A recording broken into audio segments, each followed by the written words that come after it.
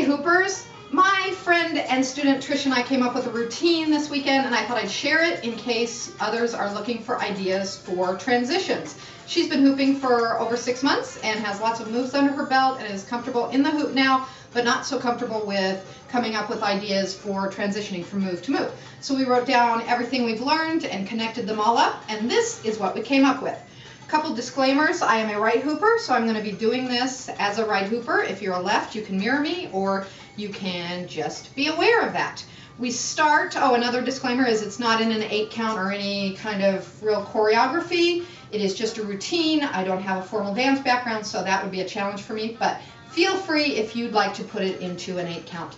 To do that, we start in passing, and then we go into helicopter. From helicopter, we go to revolving door, and we end up passing the hoop side to side in a cradle grip.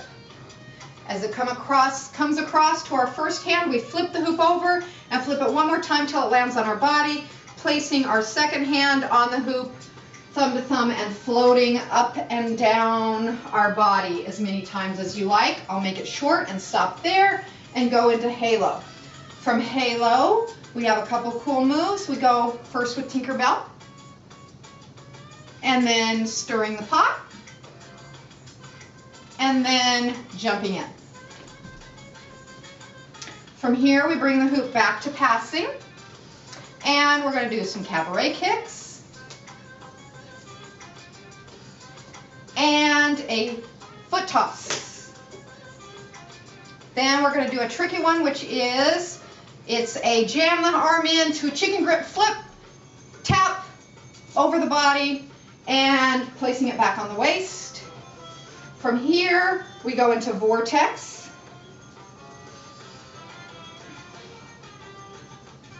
And then a little passing, inside passing.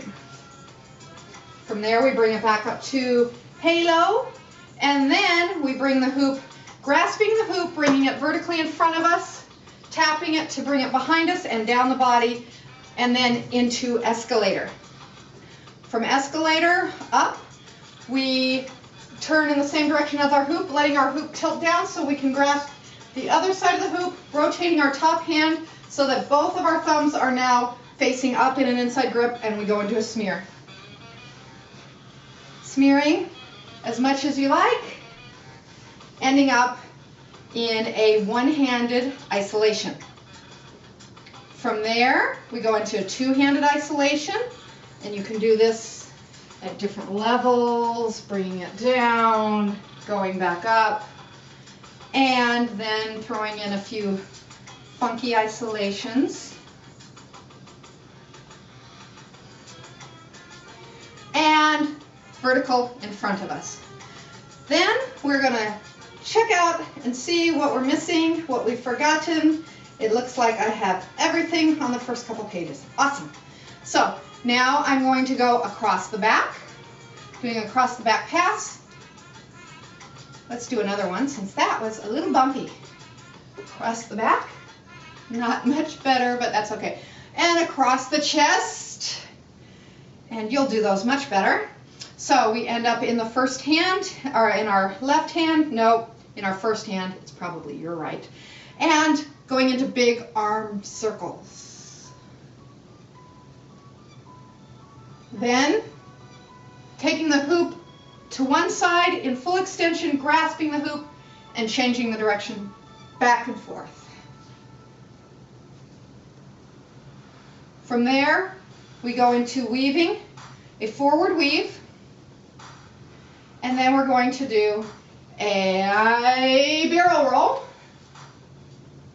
back into forward weave, windmilling with our thumb leading, thumb hand switch into reverse weave.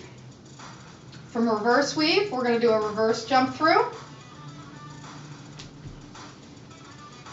and continuing that windmill with a pinky lead and doing a thumb hand switch. Now it's vertically in front of us. We're going to do an underarm toss, and we'll do an elbow to elbow behind the back pass. doing prayer hands with a 360-degree turn, and a duck in. Into the second hand, throwing in some cabaret kicks and some tosses as high as your ceiling will allow. And then checking my cheat sheet to see if I have forgotten anything. I don't think so. So now we're back into, oh, I did forget something here. So we did our duck in.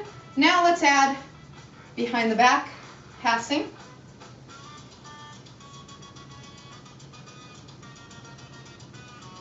And then we go into the forward weave. We do a vertical jump in. And we're going to do another vertical jump in, which is going to be more horizontal, tapping it, bringing the hoop onto the body, and we're back in waist hooping. We'll paddle our hands in and out as we move in a circle with the hoop. And if you are comfortable with chest hooping, you can throw in chest hooping now with the duck out, different things. Trisha's got the chest hooping down, but not the fluidity and to connect some movements. So we've left that out of this video, but feel free to add it in. And then our finale is pizza toss, which I can't do in this room, so I'm going to pretend that I'm tossing the hoop up.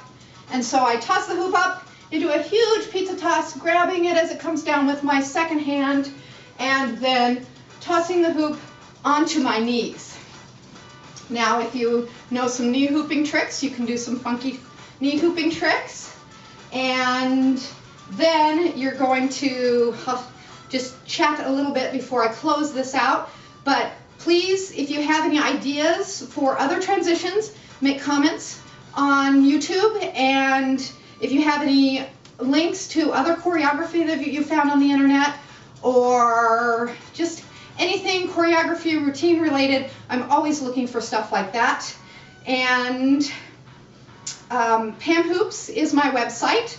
If you want to check that out, I've got links to videos of amazing hoopers that inspire me, and links to some other tutorials that I've really enjoyed, and just lots of other fun stuff on there. So you can check that out, and I hope to hoop with you someday soon. Oh, and we can end this out by picking it up, bringing it around, doing whatever, a little flip, little bow, whatever. Have a great day. Happy hooping.